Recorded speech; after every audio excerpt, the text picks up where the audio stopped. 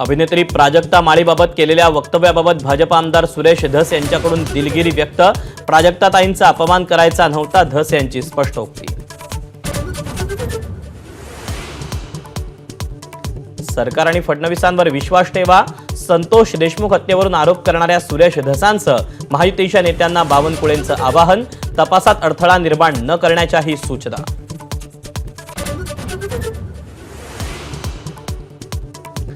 सरपंच हत्या प्रकरणात CID action मोडवर, फरार 4 आरोपींची खाती गोठवण्यासंदर्भात 13 बँकांना सीआयडीचं पत्र, तर वाल्मिक कराडाशी संबंधित महिलेची आजही सीआयडी चौकशी।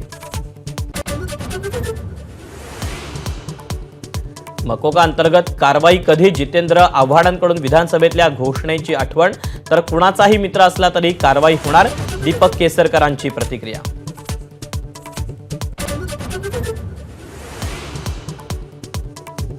केरळची मिनी पाकिस्तानशी तुलना करणाऱ्या नितेश राणेंवर काँग्रेस आणि सपाची आगपाखड, मंत्रिपदाच्या शपथेचा विसर पडला का, विरोधकांचा सवाल।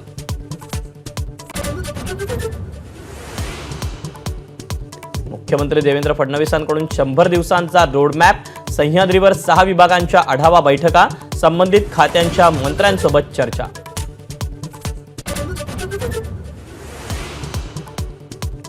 डॉक्टर बाबासाहेब आंबेडकर मराठवाडा विद्यापीठासमोरील स्मारकाच्या कामाला ब्रेक, स्मारकाची जागा वक्फ बोर्डाची असल्याचा दावा करणारी याचिका, ABP माझाचा exclusive report.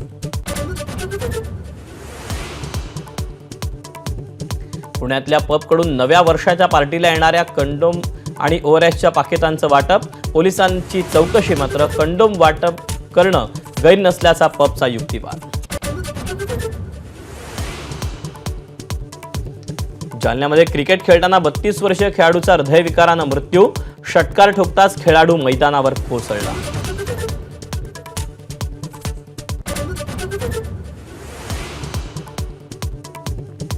Manmohan Singh यांच्या अस्थिविसर्जनावेळी अनुपस्थित असलेले राहुल गांधी नववर्षासाठी व्हिएतनाममध्ये गेल्याचा भाजपचा दावा, प्रायव्हसी मिळावी म्हणून उपस्थिती नसल्याचं काँग्रेसचं स्पष्टीकरण। गुरुद्वारातले ग्रंथी आणि मंदिरातल्या पुजाऱ्यांना महिन्याला 18,000 मानधन देणार, निवडणुकांच्या तोंडावर अरविंद केजरीवालांची घोषणा।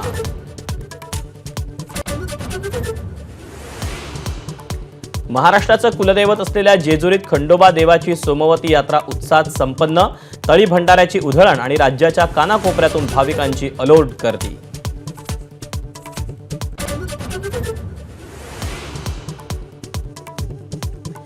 इस्रोकडून स्पेडेक्स मिशनचं लॉन्चिंग, अवकाशात अंतराळ यान जोडणं आणि विलग करण्याच्या क्षमतेत भारत होणार स्वावलंबी, अंतराळात स्वतःचं स्थानक बनवणं दृष्टीपथात।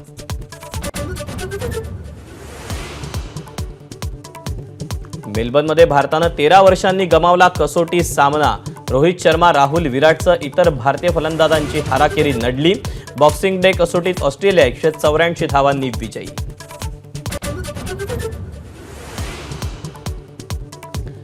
भारतीय आयटी प्रोफेशनल्ससाठी आनंदाची बातमी, H-1B व्हिसावरील निर्बंध संपुष्टात।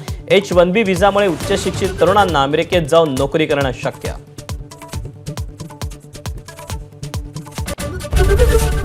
एबीपी माझा, उघडा डोळे बघा नीट।